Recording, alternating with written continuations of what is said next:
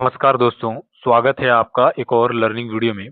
दोस्तों, आज के वीडियो में हम लोग बात करेंगे विमता लैब रिसर्च के बारे में। दोस्तों, विमता लैब को लेकर के जो अपडेट आया है मार्केट में, उससे कहीं न कहीं जब से अपडेट आया है, जब से न्यूज़ आया है, उसके बाद ही ये मार्केट में अच्छा परफॉर्मेंस भी कर रहे हैं और हो सकता है कि आने वाले समय में भी ये अच्छा हो सके। दोस्तों, जैसे कि आपको पता है, अभी के समय में जो भी स्टॉक पीक लेवल पे है, उसपे बड़े-बड़े प्लेयर्स का नज़र बना हुआ है। अभी विमता लैब को ही लेकर के देखिए कि जो भी अपडेट निकल के आया है, उस अपडेट को देखने के बाद आप खुद सोचेंगे कि ये स्टॉक कैसे 5 दिन के अंदर ₹611 पे ट्रेड कर रहा था और यही स्टॉक इतना अच्छा रिजल्ट आने के बाद भी ये स्टॉक ₹608 के आसपास आकर के क्यों ट्रेड कर रहा है। अब मैं आपको बताता हूँ, जो भी चीज़ें हम लोग विस्तार से पूरा समझेंगे।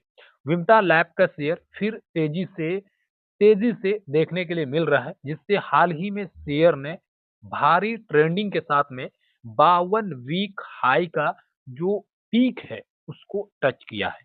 ठीक है? ये एक छोटा मंझोला कंपनी नहीं है, बल्कि ये इंडिया का प्रमुख सेंटर रिसर्च टेस्टिंग कंपनी है। पिछले कुछ महीने में प्रॉफिट और सेल्स दोनों में सुधार देखने को मिला है। ईएसओपी शेयर अलॉटमेंट जैसी कॉर्पोरेट अपडेट ने इन्वेस्टर की नज़र खींच ली है। इन्वेस्टर सोच रहे हैं क्या ये ब्रेकआउट स्टॉक बन सकता है, लेकिन वॉलेटिलिटी और टेक्निकल सेगमेंट को मिक्सचर के साथ में देखने के बाद आज हम सब समझेंगे कि क्या पॉजिटिव पॉइंट है और क्या रिस्क फैक्टर है और बताएंगे कि क्या अभी एंट्री लेना फायदेमंद हो सकता है या नहीं।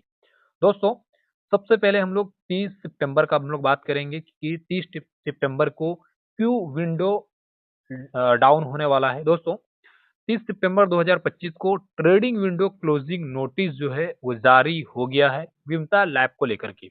आखिर क्यों हुआ है?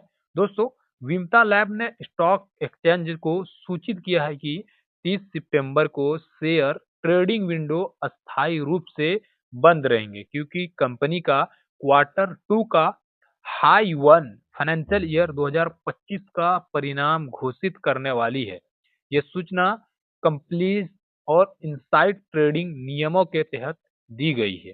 इसके साथ में ही दोस्तों, कंपनी ने अपने एम्प्लॉयज स्टॉक ओपनिंग प्लेस ईएसपीओ लगभग 2021 के तहत लगभग 95,000 नए शेयर कर्मचारियों को अलॉटमेंट किए हैं।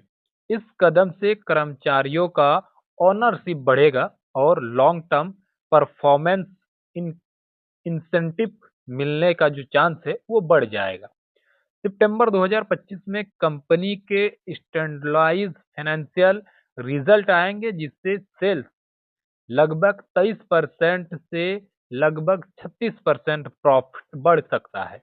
यह मजबूत ग्रोथ दिखाता है कि बिजनेस ऑपरेशनिंग अच्छी गति से चल रही है। अब दोस्तों, इसके साथ में ही सेल्स क्या है, स्टेल्स क्या है। अगर स्टील्स का मैं अगर बात करूं, क्वार्टर टू का फाइनेंशियल ईयर का प्रॉफिट सोर्स जो है, ब्रांड मार्केट रिपोर्ट जो लेकर के आया हूं, वो पिछले महीना लगभग विमता लैब के शेयर ने पैकिंग परिणाम दिखाया था जो कि प्रॉफिट में भारी उछाल आया था और एनालिसिस ने फाइनेंशियल स्ट्रिंग की तरफ देखने के लिए मिला था।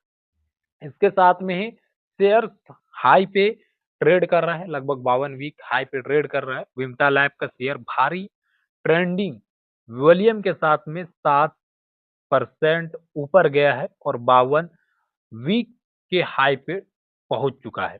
यह मजबूत इन्वेस्टर इंटरेस्ट को दिखाता है। इसके साथ में ही अब पॉजिटिव पॉइंट क्या है और निगेटिव पॉइंट क्या है। सबसे पहले हम लोग पॉजिटिव पॉइंट को समझेंगे, लेकिन दोस्तों, इससे पहले ये वीडियो सिर्फ एजुकेशन पर्पस के लिए है, बाय सेल रिकमेंडेशन नहीं है। ठीक है?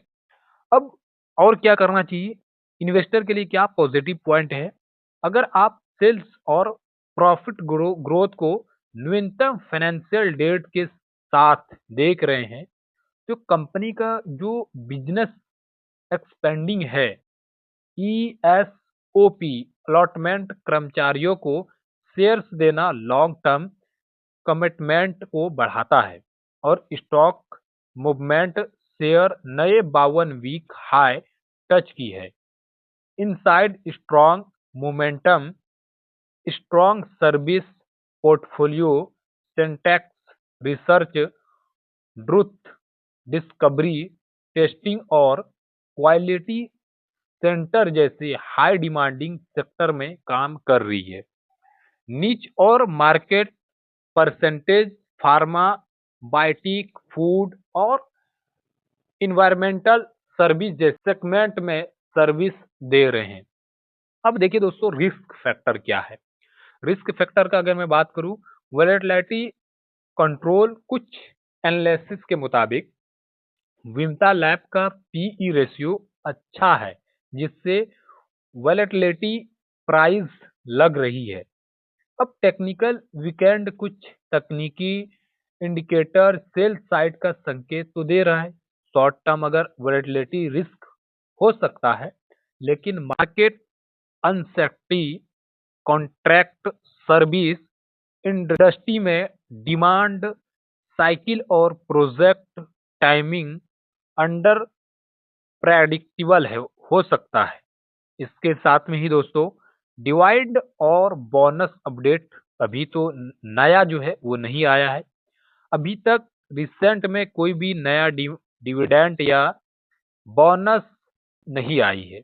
इसके साथ में ही दोस्तों, simply will street investing com India. अब क्या है, इसके साथ में ही हम लोग अपना ओपिनियन मैं अपना रख रहा हूँ। इससे पहले कि अगर आपने विमता लैब का एक भी क्वांटिटी बाय किया है, प्लीज कमेंट करके, वीडियो को लाइक करके और आपने किस लेवल पे बाय किया है वो जरूर बताइएगा, ठीक है। अब देखिए दोस्तों, विमता लैब 2025 में एक बार फिर से दिखा रही है अपना ग्रोथ प्रोजेक्ट पर। सेल्स और प्रॉफिट दोनों बढ़ रही है और शेयर में मूवमेंट भी पॉजिटिव वे में आ रहा है। इसके साथ में ही ESOP अलॉटमेंट जैसी कॉरपोरेट एक्शन से इंटरनल कॉन्फिडेंस भी स्ट्रांग लग रहे हैं, लेकिन वैलेटिलिटी थोड़ा हाई है और टेक्निकल इंडिकेटर्स मिक्स्ड सिग्नल्स दे रही है, जिससे शॉर्ट टर्म ट्रैम वैलेटिलिटी रिस्क बढ़ा सकती है।